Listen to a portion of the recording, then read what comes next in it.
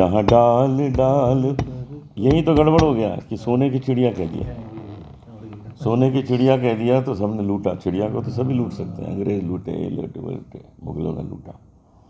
अब मोदी जी ने बना दिया इसको सोने का शेर। अब लूटो, अब आओ लूट के दिखाओ। अजान बहुत मधुर है और हनुमान चालीसा भी बहुत मधुर है। अरे हमारा भी प्रोग्राम जब 10 बजे के बाद उसको कह देते हैं साउंड पोल्यूशन है। मंदिरों और मस्जिदों में जो भी स्पीकर लगे हैं ज़रूर लगाइए, उसकी वॉल्यूम कानून के हद में रखिए। हमारे देश में 3 भाषाएं होनी चाहिए। मैं तो बिग बॉस में फिर जाना चाहता हूँ। हम सच में हम शुद्धिकरण करने गए थे, बिग बॉस का शुद्धिकरण कराए। संस्कार भारती के कार्यक्रम में पंचकुला पहुंचे विख्यात भजन गायक अनूप जलोटा। अनूप जलोटा वैसे तो विख्यात भजन गायक हैं, मगर इनकी चर्चा बिग बॉस से भी होती है। बिग बॉस में भी अनूप जलोटा कुछ समय पहले रहकर आए थे और दोबारा फिर बिग बॉस में जाने की इच्छा रखते हैं। एक आपने, हाँ जी, बिग बॉस के बाद कोई और सीरियल से किसी का ऑफर आया है? मैं तो बिग बॉस में फिर जाना चाहता हूँ। क्या प्लानिंग है? मैं आपको बताऊं बिग बॉस की कहानी कि मैंने बिग बॉस न पहले देखा था, न बाद में देखा, न अपना कोई एपिसोड देखा। मैं तो गया था पेड हॉलीडे मनाने। बड़े अच्छे पैसे ही दिए और 1.5 महीना मुझे आनंद किया, बहुत आनंद किया। 1.5 महीना मेरी हेल्थ भी बेटर हो गई थी पहले से। वो जो लाइफ थी उसको आप किस तरह से देखते हैं, जो एक हाउस में अंदर जो रहे बहुत इंटरेस्टिंग लाइफ है, क्योंकि वहाँ आप अजनबियों से मिलते हैं जिनको हम नहीं जानते। उनके साथ आपको 24 घंटे गुजारना है। 15-16 लोग हैं वो। अब उसमें होता क्या है कि जिसके अंदर वो कंप्लेंट करने वाली आदत होती है, वो लड़ाई करने लगते हैं एक दूसरे से। हमारी तो किसी से लड़ाई नहीं हुई। वो सुबह उठ के सवा के मेरे पहले पैर छूते थे। मैं उनको कहता था थोड़ा प्राणायाम करो, थोड़ा गाना गाओ, रियाज करो। मेरा तो ये लाइफ थी। संस्कार भारती वहाँ भी खोल दिया आपने। हम सच में हम शुद्धिकरण करने गए थे, बिग बॉस का शुद्धिकरण कराए। तो अब दोबारा फिर जाने का विचार बन रहा है? अगर बुलाएंगे, वो तो बुलाते हैं ना, स्वयं थोड़ी जा सकते। अगर वो बुलाएंगे तो मुझे जाने में कोई आपत्ति नहीं। अमृत महोत्सव के तहत चलाए जा रहे कार्यक्रमों की श्रृंखला में पंचकुला पहुंचे प्रख्यात भजन गायक अनूप जलोटा से हमारे संवाददाता रितेश महेश्वरी ने देश के कई विभिन्न मुद्दों को लेकर बात की। अनूप जलोटा ने बातचीत में बताया कि वह भारतीय जनता पार्टी के कार्यकर्ता हैं और पहले भारत को सोने की चिड़िया कहा जाता था, इसलिए लोग उसको लूट लेते थे, मगर प्रधानमंत्री नरेंद्र मोदी ने उस चिड़िया को अब शेर के रूप में परिवर्तित कर दिया है। अब कोई इसको लूट कर तो दिखाए। जहाँ डाल डाल, यही तो गड़बड़ हो गया कि सोने की चिड़िया कह दिया।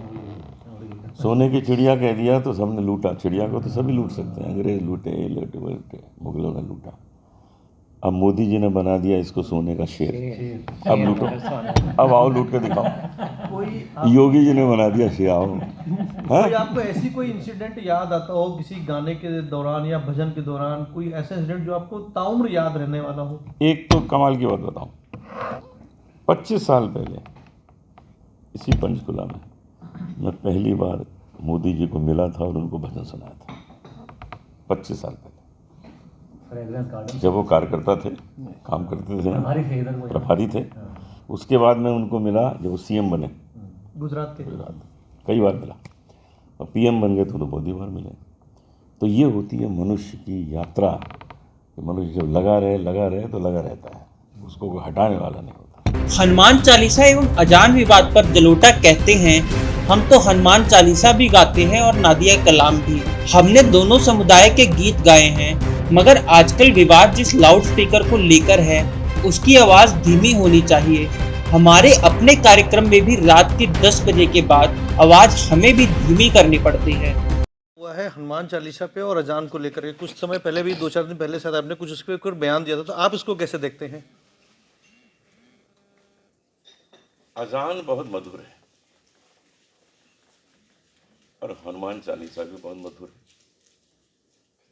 हम तो नातिया कलाम भी गाते हैं, दास्तान करबला भी गाते हैं और भगवत गीता भी गाते हैं। लेकिन अगर किसी के कान में जोर से गा देंगे तो उसका कान फट जाएगा। उसकी मधुरता रखनी पड़ेगी ना, यहाँ से बैठ के गाएंगे। हे गोविंद, अगर इनके गाने होगा क्या, हे गोविंद, यही बंद करना। अभी आप कुछ दिन पहले ऐसा डिस्टेंस रखो कि मधुर लगे, कानों में खले नहीं। तो आजान भी मस्जिदों ने भी बात समझ ली है।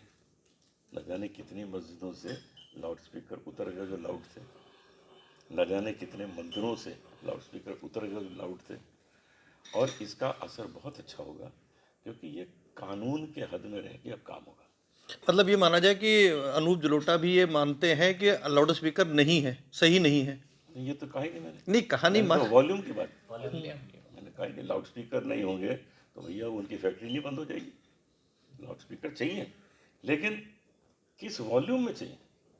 अरे हमारा भी प्रोग्राम जब 10 बजे के बाद उसको कह देते हैं साउंड पोल्यूशन है, 10 बजे तक हमको कहते हैं कि बहुत अच्छा लग रहा है गाना, बहुत अच्छा लग रहा है। 10 बजे पुलिस आ जाती है, कहती है साउंड पोल्यूशन है, बंद करिए।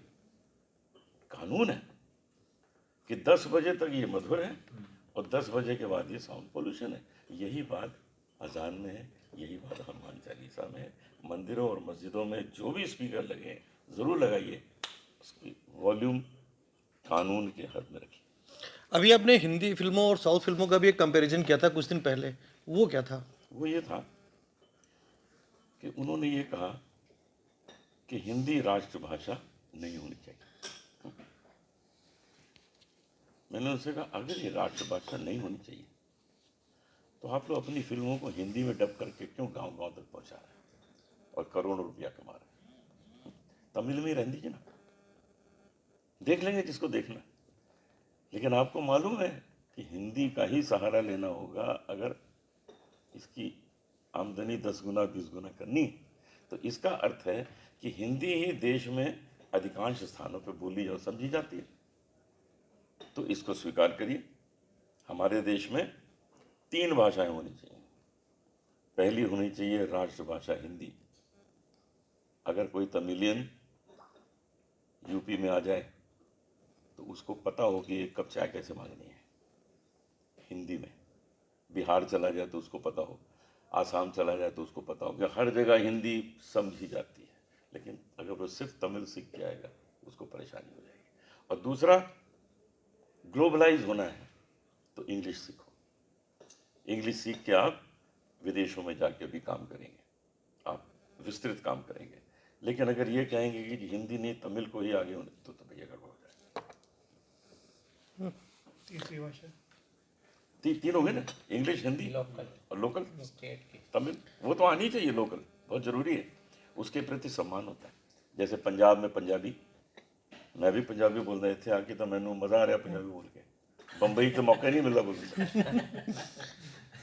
जलोटा जी, आपने कहा कि भी मैं संस्कार बातें से जुड़ा हूँ, भाजपा से जुड़ा हूँ, तो राजनीति में भी कोई प्लानिंग चल रही है आगे कुछ का?